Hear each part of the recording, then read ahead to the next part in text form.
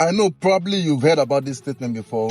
I like to build my house the way I want to live. You hear a couple of people telling you things like that. I want to build my house. I want the parlor to be big. I want the rooms to be big. I want to build my house because I want my tenant or whoever I want to live in the house to feel that, yes, I'm building this house based on standards. Total shutdown. People say things like this, and for them, fantastic. They are right, and to some extent, they might be right. Building your house, because having you that want to occupy it as the main reason why you are building a house, fantastic, is good. But let me shock you. If you ever made that statement, I want my parlor to be big, I want my room to be big, I'm building the house like if I want to live in it. The fact is this: that means that you are actually thinking like a non-businessman. You're not a businessman. Your house can be an asset or can be a liability to you. Let me give you 2 examples and let me know who is wise. This person have money and decide to build a duplex, very big 5-bedroom mansion, big parlor, big rooms. The rooms are very big for him and his family to live. For him, he likes to build the house like if he wants to live. So he built a duplex and fantastic big compound. And Mr. B decide to build a house. But instead of building duplex, he decided to build an apartment. Instead of building duplex that in with the family will stay, he decided to build, let's say, a 3-unit apartment of 2 or 3 bedroom, then sizable room based on market demand. Let me tell you, let's say the 2 of them, the source of their income went gaga. Tell me who will survive in the next few years? Is it the person that want to build the house like if you want to, like if you want to live there, or somebody that decide to do an apartment? For your first house, you want to live like a big man. Even though you're a big man, there are some things you have to think business first. You have to think cash flow first before you think of comfort. Because if you have enough cash flow, you can make the profit from the cash flow can give you that comfort you're looking at. But if you just pick money, your first major breakthrough, you are going to go and build a comfortable house according to your own definition of being comfort. And that house will later be your liability, because if that cash flow stop, if that your source of income stop, what will happen is this: you will start looking how you can now divide that house into apartments for people to live, or you start looking how to sell the house, because house require maintenance. Don't be deceived. House require maintenance, and a house that's worth living is a house that can give you cash flow. Before you even think of building a house that you will live, at least you should build a house that will give you cash flow first, or have real estate investment that will give you cash flow first before you think of comfort. Don't build a house because you want to impress somebody. You want to impress your neighbor that you also have a house. You're a landlord. It's better to be a landlord and live in one of the room or one of the apartments in that house than for you to be a duplex owner. Very big compound. Only in the compound, you like your space. Sometimes some of these men too, they take advice from their wife. Their wife always want privacy. So I want to do everything so that I can have peace. If you want to have peace, by all means, you don't have peace then. So the same way, let me tell you the sincere truth.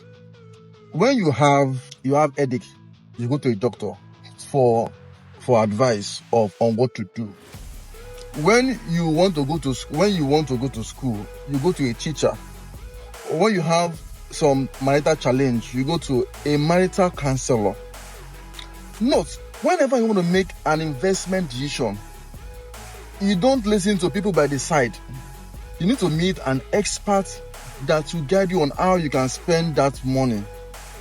Your first buck of money should not be to go and buy or to go and build a house that is very big, that you will enjoy, and that house is not giving you cash flow because nobody knows tomorrow.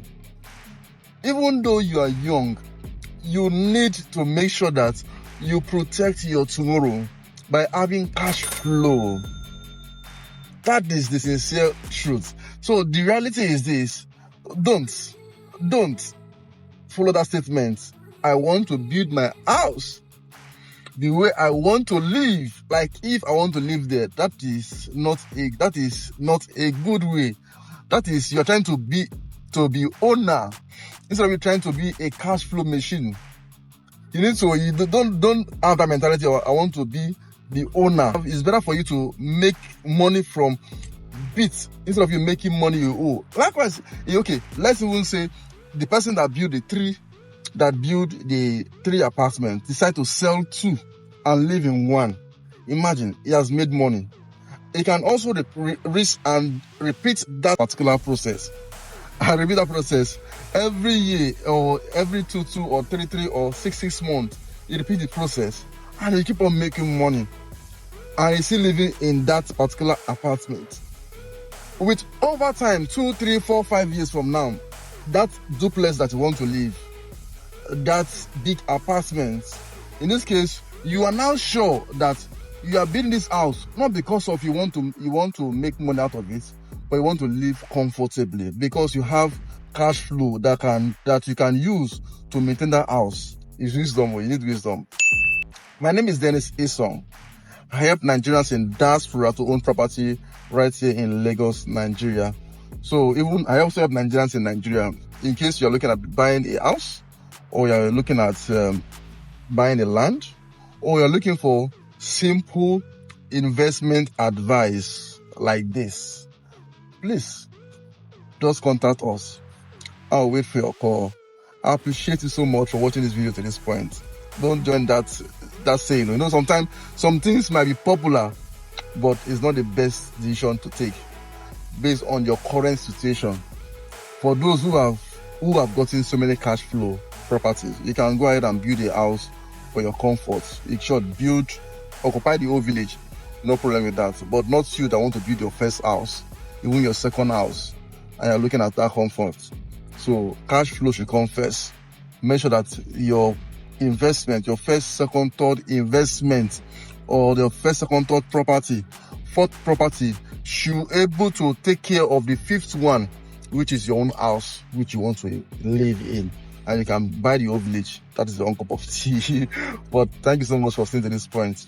Share this video if this video makes sense to you. It might be helping somebody who's about to show his relationship that he has money, especially you in diaspora. You in diaspora, you are making your money over there, and the first thing you're thinking of is you want to go and build that house in your village. You build the house, finish, something happen, and you cannot get that money again. And at the end, when you come back, you say, I have a place to stay, but that is not it. But instead of you doing that, why not turn it upside, turn it the other way around, reverse the thinking, build apartments. I'm using apartment as a case study now. Build 4 apartments. I get me. Then one of them, you can sell the remaining 3, keep one of them for short let. So that anytime you come down to, that one will make you money, but it's still your own, because it's in short let market. Now it's making you money. Whenever you come, you tell short let company, don't lease it out, don't give it out. For the period I'm staying, for the 1 month I'm staying, I'm using this house. After the 1 month, when you leave, it's not giving you more money. It's wisdom. You need wisdom. So that is just it. So thank you so much for coming to my channel. Please share this video. If this video makes sense to you.